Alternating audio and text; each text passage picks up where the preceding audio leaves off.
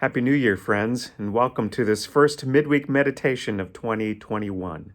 As we begin the new year, we are also going to begin a new section in the book of Revelation. Today, we are going to enter the fifth viewpoint of the whole of the last days. The section starts at Revelation chapter 15, verse 1, and goes to the end of chapter 16.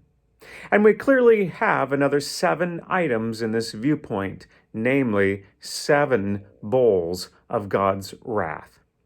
In chapter 15, we learn about the bowls. In chapter 16, we see the bowls being poured out.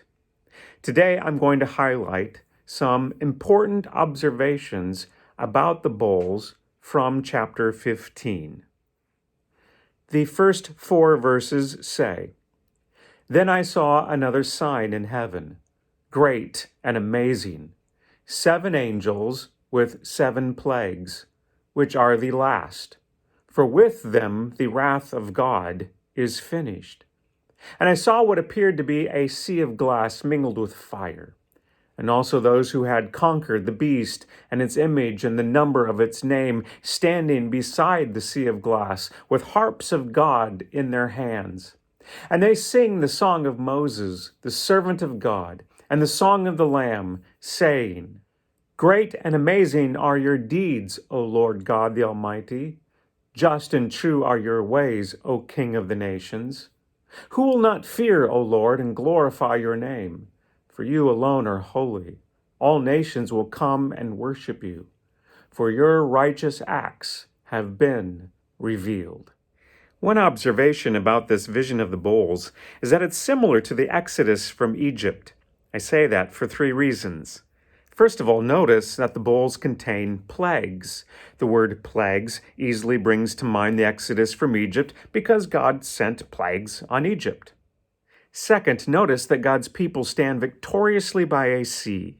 I say victoriously because the beast is said to be conquered.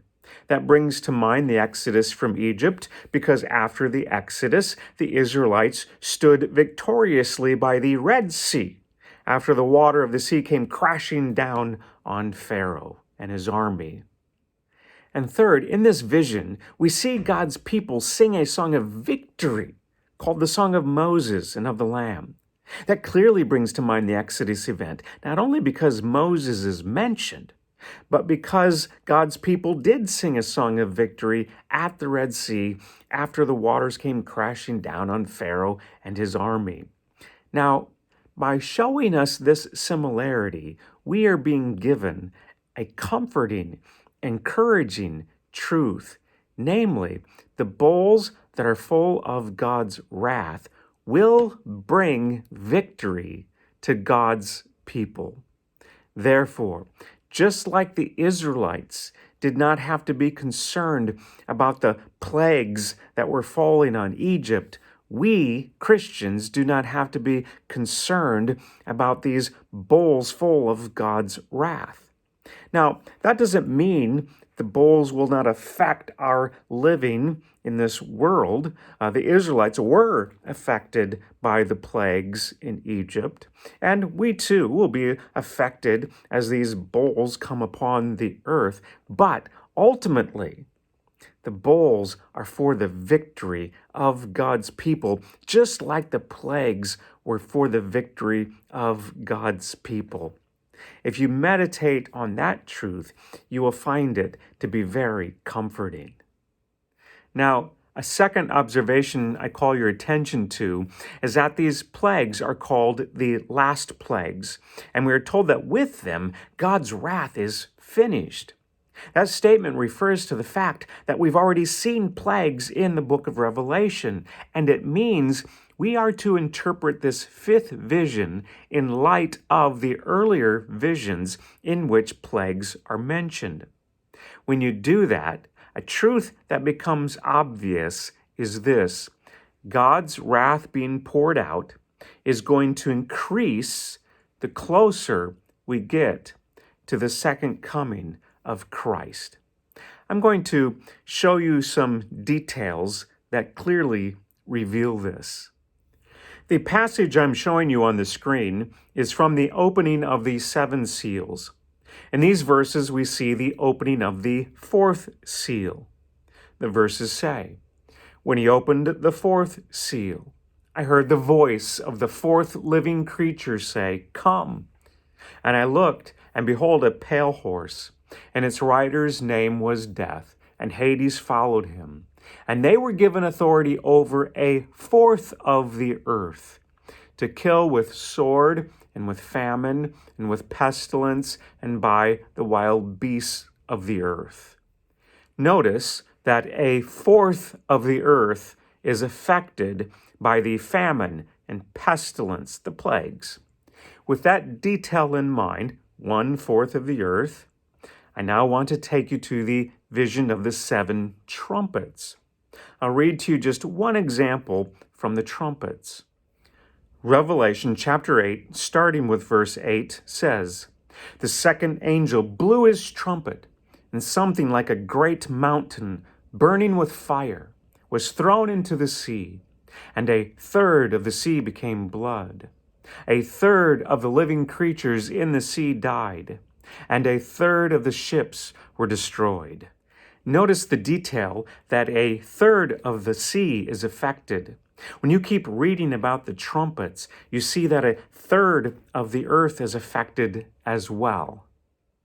So with the seals, 1/4 is affected, and with the trumpets, 1/3 is affected. That's an increase in the amount of God's wrath being poured out. We go from 1/4 to 1/3. Now, with that in mind, listen to one of the bowls being poured out. Revelation chapter 16, verse 3 says, "The second angel poured out his bowl into the sea, and it became like the blood of a corpse, and every living thing died that was in the sea." With the bowls, everything is affected. Not just a fourth, not just a third, everything, 100%. So something we're being shown from the book of Revelation is this. Throughout the whole of the last days, there have been plagues. There have been things like earthquakes, hurricanes, famines, tornadoes. Disasters have always been around. Throughout the whole of the last days, God's wrath is being poured out. And the closer we get to the end of the last days, the closer we get to the second coming of Christ, the more severe, the more destructive the plagues will become. When I see the whole world being affected by COVID-19, I think about such things. The second coming of Christ might be drawing near. The truth we're seeing is that the wrath of God being poured out will increase the closer we get to the second coming of Christ. That is why the bowls are called the last plagues. With this vision, our eyes are now being focused more and more on what's going to happen soon before the return of Christ. We need to know what's going to happen so that if we live through it, we know what to expect. We shouldn't be surprised by God's wrath being poured out. And we should know that as God's wrath is poured out, it is ultimately for our victory. When we Christians die, we live. Death is not God's wrath on us. It is Him welcoming us into His eternal kingdom. That's truth we can take comfort in if we know this message from the book of Revelation. Now, the final observation I want to highlight comes from the final verses of chapter 15. The verses say, "After this I looked, and the sanctuary of the tent of witness in heaven was opened. And out of the sanctuary came the 7 angels with the 7 plagues, clothed in pure, bright linen, with golden sashes around their chests. And one of the four living creatures gave to the seven angels 7 golden bowls full of the wrath of God, who lives forever and ever. And the sanctuary was filled with smoke from the glory of God and from his power, and no one could enter the sanctuary until the 7 plagues of the 7 angels were finished. Notice that the angels who pour out the wrath of God are clothed in pure, bright linen and golden sashes. The angels are holy, and they are doing God's holy work. The pouring out of God's wrath is not a sinful task. It is not a dishonorable task. It is a needed, just task. It brings God the glory he is due, and through it, God is establishing his holy, perfect kingdom.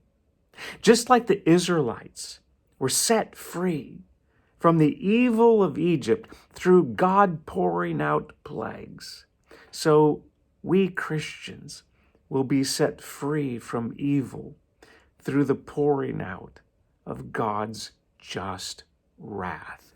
We will receive a perfect kingdom. We will stand on the other side of the sea, and we will worship our holy, awesome, mighty God.